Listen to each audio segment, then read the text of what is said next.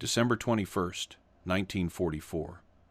Dawn had not yet broken over Malmedy, Belgium. The air cut sharp as shattered glass, each breath crystallizing into mist that hung suspended in the dim blue darkness. Snow continued its relentless descent, settling gently upon ruins that told stories of violence. Shattered brick, broken factory windows, iron beams twisted beyond recognition by artillery fire. War had transformed the familiar into something alien, something silent and jagged and terrible. Inside the skeleton of an abandoned coal processing plant, a 19-year-old American soldier crouched beside a blown-out doorway. His name was Francis Sherman Currey. In his frostbitten hands, he gripped a single-shot bazooka, borrowed, untested, possibly faulty. Slung across his back, rattled a .30 caliber machine gun that knocked against his gear with every slight movement. His position offered no protection. He knelt barely 30 yards from a narrow bridge the Germans were expected to cross at any moment. No sandbags, no cover, no backup, just broken stone and a last-minute plan born of desperation. Francis Currey was not a hero in that moment. He was terrified. He was freezing. He was alone. The other American anti-tank teams had been wiped out or forced into retreat. German Panzer tanks, those thick-skinned steel beasts, were rolling toward his position. If they crossed that bridge, they would trap the wounded men sheltering behind him and punch straight through the American defensive lines. Francis Currey could have run. No one would have blamed him. Instead, he stayed. He positioned his bazooka at what any experienced officer would have called a suicidal angle. Too close to fire safely, too narrow to escape, too exposed to survive. He did not wait for orders. He did not expect to see another sunrise. And somehow, impossibly, for the next 3 hours, one 19-year-old gunner held the line against an armored advance.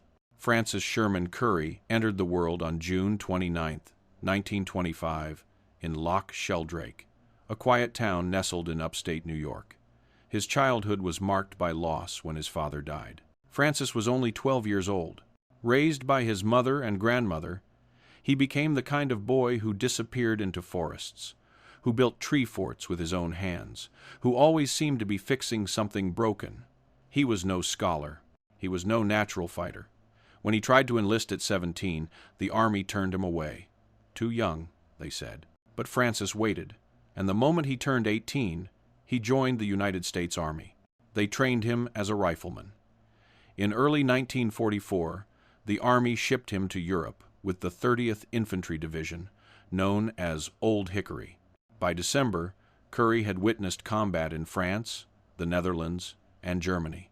He had buried friends. He had fired his weapon in fear, in anger, in grief.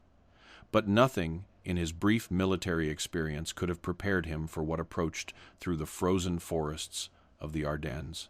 The German counteroffensive, later immortalized as the Battle of the Bulge, represented Adolf Hitler's final desperate gamble on the Western Front.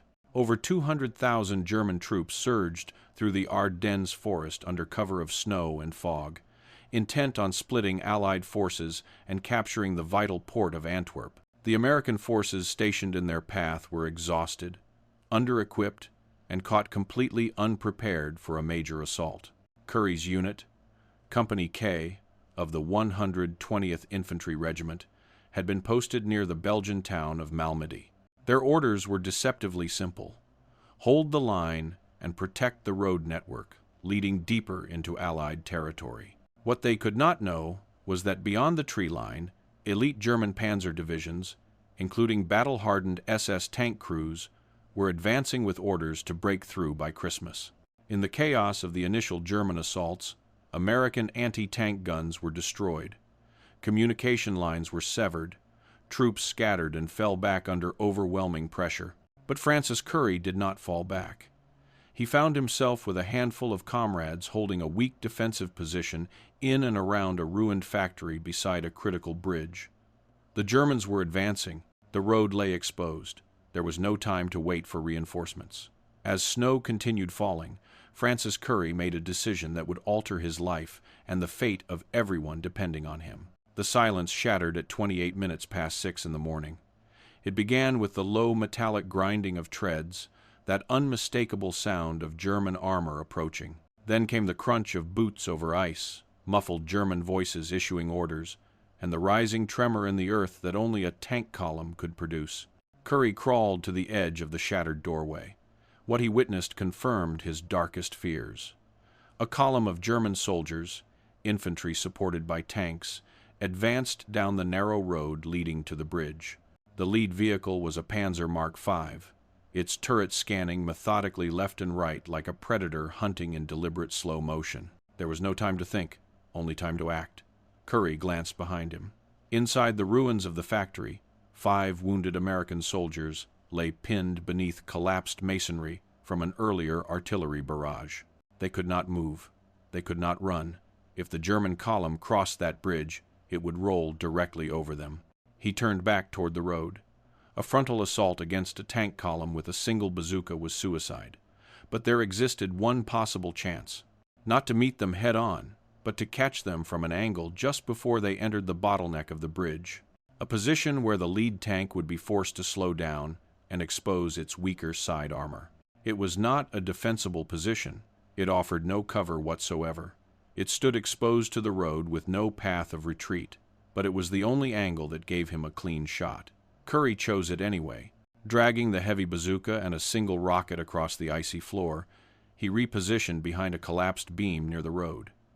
He had perhaps 10 seconds, perhaps less, before the lead Panzer would be close enough. His breath froze on the steel of the launcher as he adjusted the sights. His gloves were torn, fingertips numb. He could barely feel the trigger. Then the tank appeared, crawling into view less than 30 yards away. The sound overwhelmed everything. Currey aimed directly at the turret's base and squeezed the trigger. The rocket roared forward, trailing smoke and sparks, and slammed into the Panzer's flank with a deafening explosion.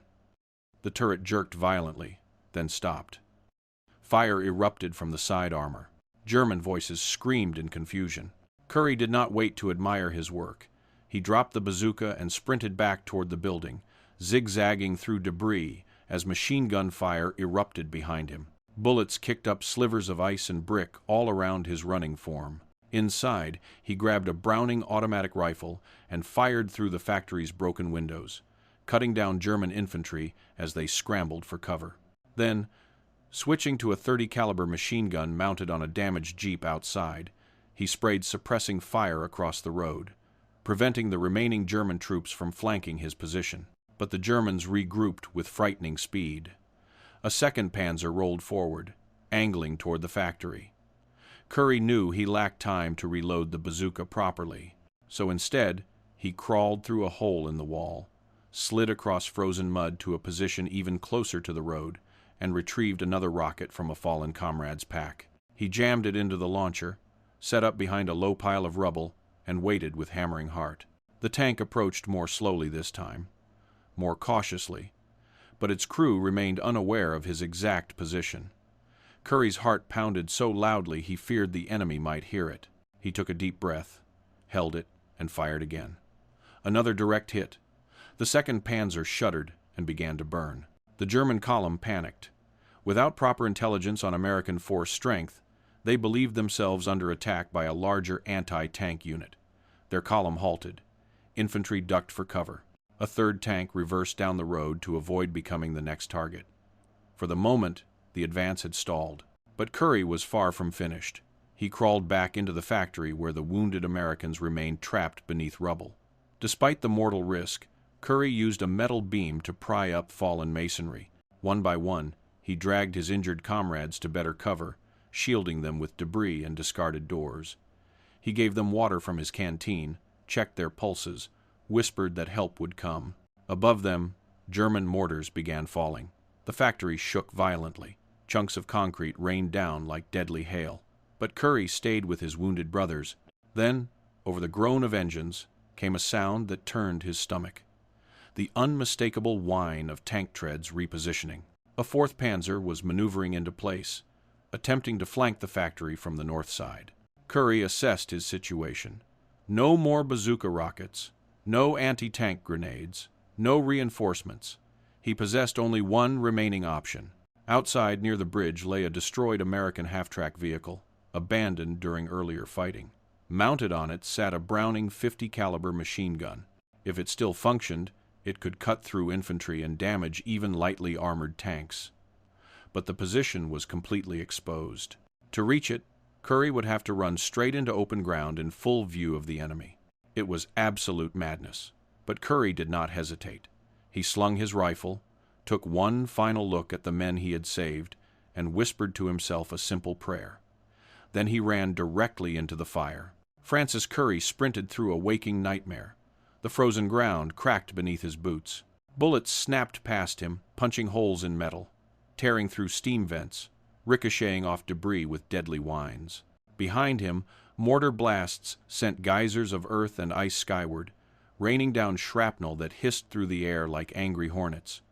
He did not stop running. The burned-out American half-track stood near the bridge like a monument to earlier violence, a wreck of twisted steel, scorched paint, and shattered glass. Its side armor had buckled from a direct hit, but the .50 caliber machine gun on its roof mount remained miraculously intact. Curry hauled himself onto the mangled chassis, the metal searing his palms through torn gloves. The moment his head rose above the hull, German infantry spotted him. A dozen rifles opened fire simultaneously. He ducked low, yanked the bolt of the Browning .50 caliber, and prayed desperately it was not jammed. It was not. The weapon roared to life, thunderous and savage, drowning out the entire war around him. The barrel pulsed with fire as he swept it across the road, carving through advancing German infantry. Soldiers fell. Vehicles reversed in panic. A third Panzer, attempting to flank, slammed its brakes and veered off course, its crew abandoning the vehicle under withering fire. Curry had no cover whatsoever. Every round fired in his direction sent sparks dancing across the half-track's ruined frame. The gun heated rapidly, steaming in the snow, but he kept firing without pause. Every fifth round was a tracer, red-hot streaks tearing through fog, cutting luminous lines across the battlefield. He was no longer merely a target. He had become the center of gravity, the fulcrum upon which the entire engagement balanced. For the next 20 minutes, Curry held that gun, sweeping left, then right, forcing the entire German column to stall in confusion and fear. The bridge behind him remained untouched. The 5 wounded Americans in the factory were still breathing. Not one Panzer crossed. Then disaster struck. The gun overheated catastrophically. Smoke curled from the barrel. The mount jammed solid. Curry kicked the release lever, dropped from the half-track, and ran again. He ducked into a frozen ditch, breathing hard, blood trickling from a cut on his neck he had not noticed receiving. The smell of burning oil filled his lungs with acrid smoke. In the distance, German officers barked fresh commands. Curry heard tracks moving again, metal grinding against metal. Another tank repositioning. They were regrouping, resetting, preparing to push again with renewed determination. His legs ached with exhaustion. His fingers were completely numb. His helmet was gone, lost somewhere in the chaos. But he absolutely refused to break. Over the next 2 hours, Curry fought like a phantom in a machine. He moved between collapsed buildings, ducking into basements, using broken doors for cover. He scavenged ammunition from the dead, both friend and foe. He found an M1 Garand rifle and used it to pick off advancing soldiers from upper windows. He hurled grenades at supply trucks. He shot out the tires of a Kubel wagon as it attempted to flank his position. 1 hour into this impossible stand, he located another rocket, just one, inside a knocked-out Jeep. He dragged it back to the factory, mounted it into the same bazooka he had used earlier, and waited with infinite patience. Another Panzer appeared, this one crawling forward more cautiously than its predecessors, its turret scanning windows methodically. Curry waited until it turned, exposing its vulnerable side again. Then he fired with practiced precision. The rocket struck clean, smoke billowed, flame erupted. A metallic groan echoed across the battlefield. The crew bailed from the burning vehicle, some with uniforms on fire, some crawling desperately through snow. Curry aimed his Garand rifle and shot one of the fleeing officers in the leg, sending him sprawling into the snow, effectively removing a commander from the battle. At that critical moment, the Germans finally realized the shocking truth. There was no full unit holding this factory, no battalion, no complete anti-tank team, just one impossibly stubborn man, and yet they still could not break through his deadly angle of fire. By now his uniform was shredded beyond recognition, one sleeve torn completely away. Blood soaked his left leg from a graze he had not even noticed receiving. His hands were burned raw from gripping overheated barrels. His voice was hoarse from shouting over endless explosions.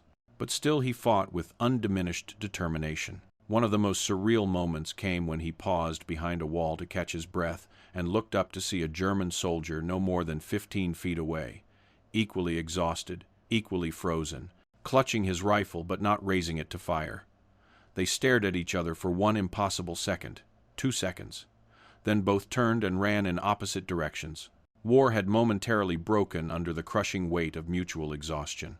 At approximately 15 minutes past 9 in the morning, the Germans launched one final, desperate push. 3 tanks in a staggered formation, infantry fanning out to either side, covering fire raining down from their rear positions. Currey had nothing left but his Garand rifle and a few precious magazines of ammunition.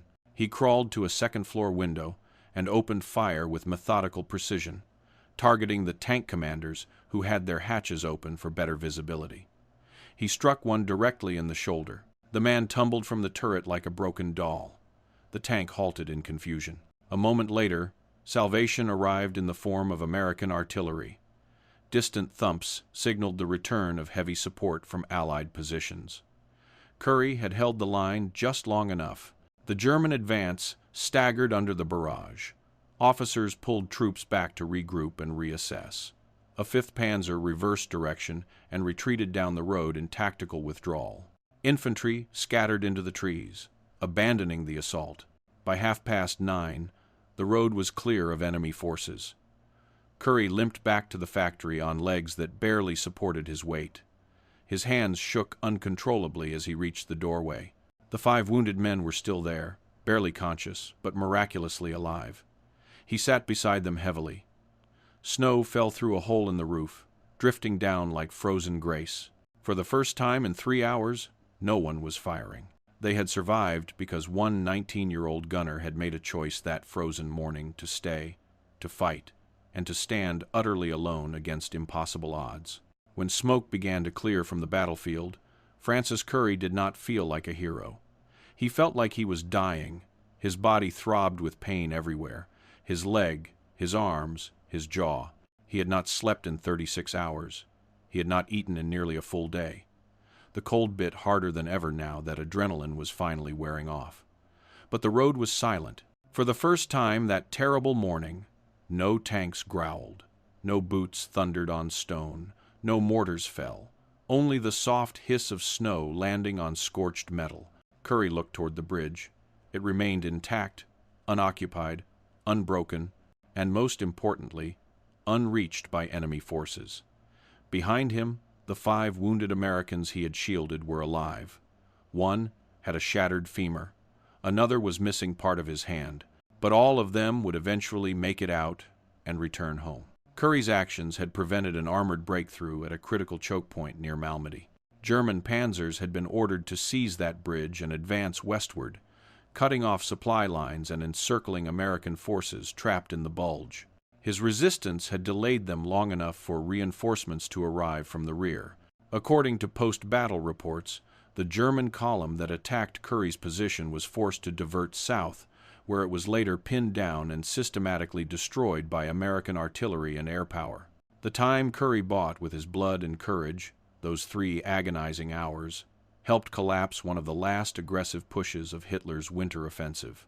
Word of his actions traveled with remarkable speed. Within hours, his superiors compiled field reports and witness testimonies from the few surviving soldiers who had seen what happened. The wreckage spoke eloquently for itself.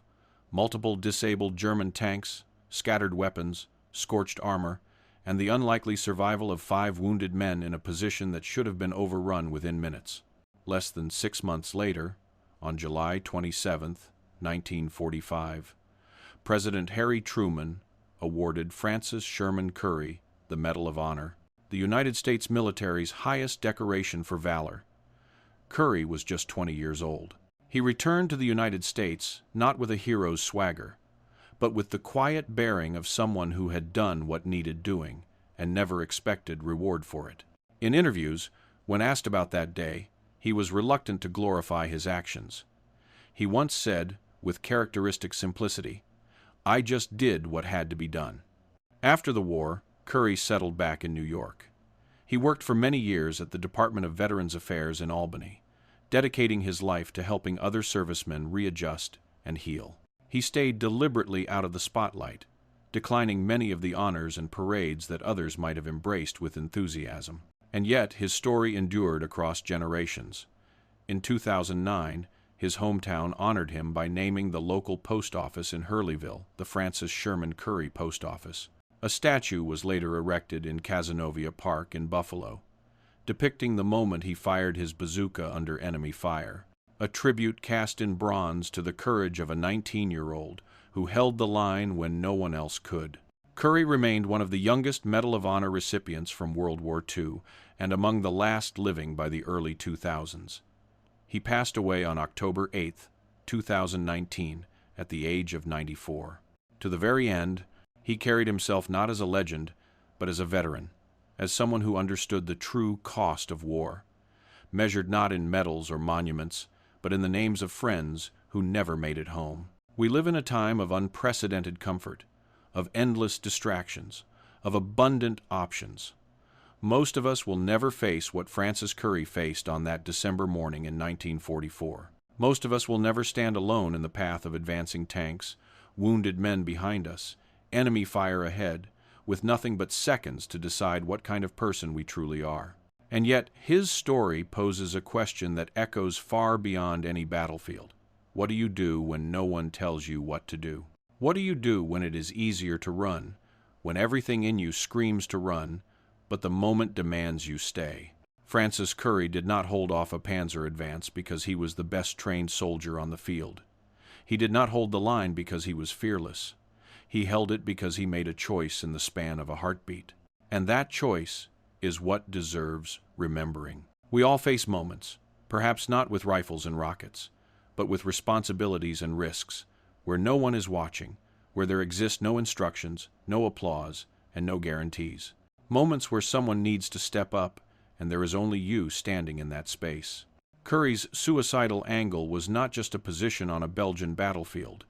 It was a metaphor for every decision that seems doomed, dangerous, or impossible, but still must be made by someone.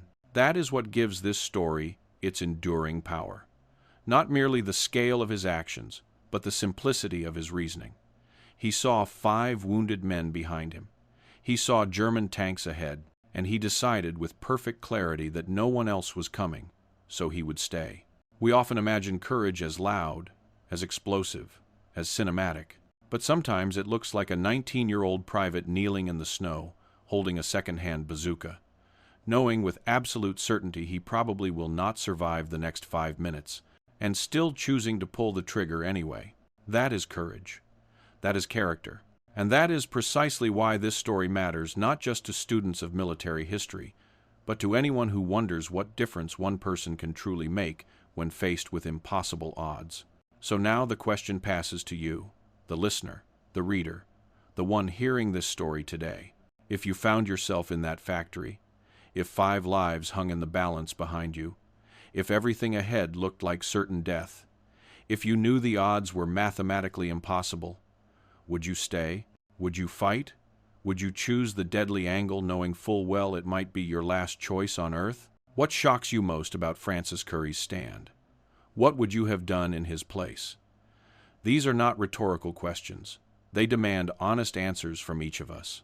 Because sometimes the quietest stories carry the loudest lessons about human character. And sometimes the smallest choices, the ones no one sees in the moment, are precisely the ones that shape the course of history and define who we are when everything else is stripped away.